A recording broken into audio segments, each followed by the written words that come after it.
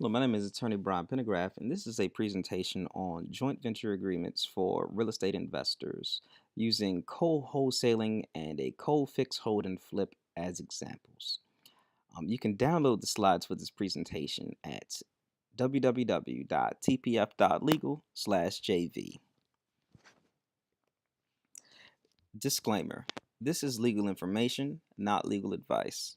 For legal advice, please contact an experienced real estate attorney in your jurisdiction. What is a joint venture agreement? A joint venture is two or more individuals or businesses joining forces for a specified project or series of projects.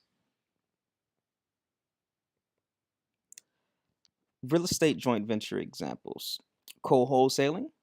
Wholesaler helps another wholesaler finds a buyer for a split of the profit. A co-fix and flip. An experienced rehabber partners with a cash partner, and the rehabber puts up the knowledge and the cash partner puts up the cash. And co-landlording, where investors acquire an investment property and split the rent money.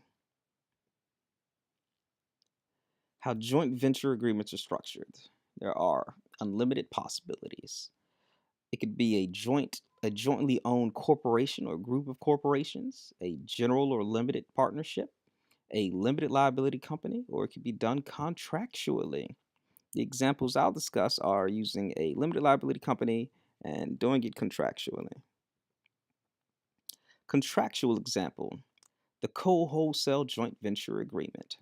Wholesaler A gets a property under contract and needs help finding a buyer. Wholesaler A enters into a joint venture contract with Wholesaler B.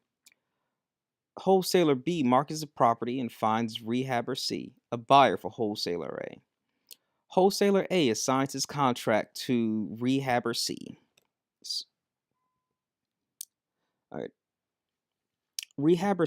How the money is distributed. Rehabber C pays Wholesaler A up front. Let's say Rehabber C pays Wholesaler A $10K. And Wholesaler A and Wholesaler B had an agreement where they would split 50% of the assignment fee.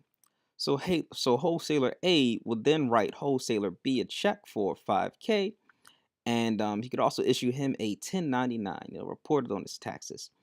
Or the title company may split the assignment fee at the closing table according to the joint venture agreements. Talk to your title company or your title attorney beforehand to see if they are cool with splitting assignment fees like this. Co-wholesaling considerations. If you are wholesaler B, you definitely want to get a joint venture agreement before connecting investors. Get it in writing before connecting investors so they do not circumvent you. And also, only co-wholesale or joint venture in general with people with integrity that will write you a check afterwards. Joint venture agreements for wholesalers should be restricted to the marketing and sale of the property, should identify the property, and should include the fee split. All right. Co-fix, hold, and flip using a manager-managed limited liability company. The default LLC is what's called a member-managed LLC, where the members make the decisions. A manager-managed LLC is when the members appoint a manager to run the day-to-day activities. If you don't know what a limited liability company is, I did a presentation on that as well. Check out tpf.legal/LLCs for real estate investors. I have the link right there.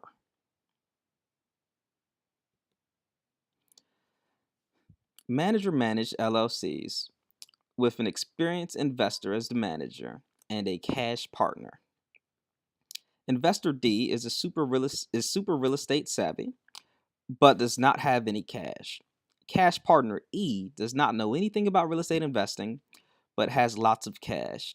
Investor D and cash partner E create a manager-managed LLC where investor D manages the day-to-day activities and cash partner E puts up 100% of the capital. They buy a property, fix it up, rent it out, and then sell it, and they decide to split the profits 50-50. Other manager-managed LLC examples: Manager puts up money. Cash partner puts up money. They decide they're going to split the profit 60-40. Another example is manager puts up no money. Two cash partners put up money. They split the profit 40-30-30. And lastly, whatever win-win situations works for you. So I'm just kind of making these numbers up, but you may decide whatever works best for you and your cash partners and fellow investors. What a manager-managed LLC operating agreement should include: each partner's roles and responsibilities and contributions should be restricted to the goal of the JV, how profits and losses are split, how accounting and bookkeeping is done, the exit strategy, and more. Caution when working with cash partners.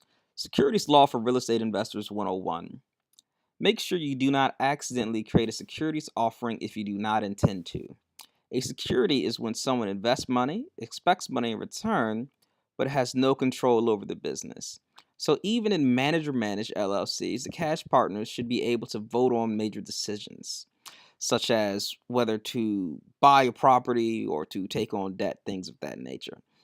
If you have 5 or more cash partners, consider structuring your deal as a securities offering.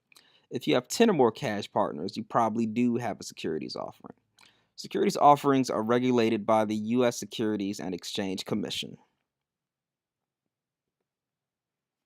Other joint venture agreement examples for real estate investors: a general partnership joint venture with equally responsible investors that decide to split everything 50-50. A mentorship joint venture agreement where an experienced investor works with a new investor on 3 deals. 3 ways to get a joint venture agreement. You can do it yourself, not recommended. You can use the same attorney, and this is a conflict of interest if you and your cash partners all decide to use the same attorney, because then the attorney can't represent your particular. One attorney can't represent everyone's best interests. So nevertheless, it is better than I still think it's better than do it yourself.